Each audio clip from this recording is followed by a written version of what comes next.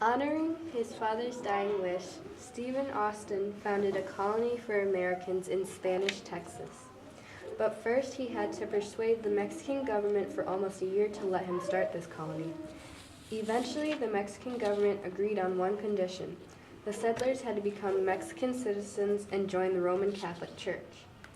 By 1830, there were almost 30,000 Americans in Texas. Many Americans were eager to come live in Texas because of the rich soil, forests, and plains that were suitable for farming. Tensions began to arise between the Tejanos, which were people of Spanish heritage who were living in Texas at the time, and Americans who were used to governing themselves and were slow to adapt to Mexican laws. Americans were outraged when Mexico outlawed slavery in 1829. But Stephen Austin got Mexico to agree to letting slave owners in Texas keep their slaves. Few Americans spoke Spanish, yet all documents were in this language, which made Americans even angrier. Americans weren't the only ones who were unhappy. The Tejanos felt that the Americans believed they were superior to them because they were unwilling to follow their laws. Responding to the issues in Texas, the Mexican government cut off any further American immigration and required, for the first time, Texans to pay taxes. Stephen Austin went to General Santa Anna with a petition for Texas to become a self-governing state within Mexico.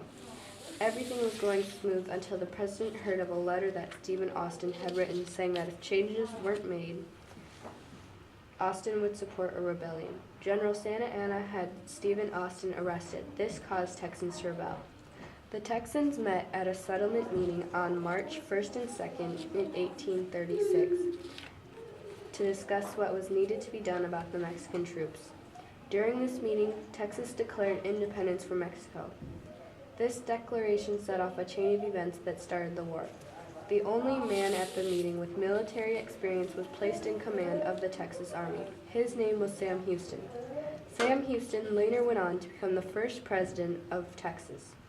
The Texas Army was made up of two small forces prepared to fight against Santa Anna's army. The first force was led by James Fannin and was stationed at Goliad. The second force was led by William Travis at the Alamo. An additional band of Tejanos was led by Juan Seguin. February 23, 1836, Santa Anna's troops surrounded the Alamo. The Texans fought off the troops for 12 days.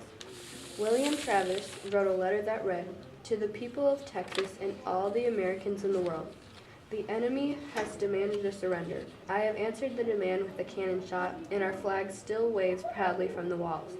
I shall never surrender or retreat." On the 13th day, the Texans ran out of ammunition and were defeated. All but 5 of the Texans were dead.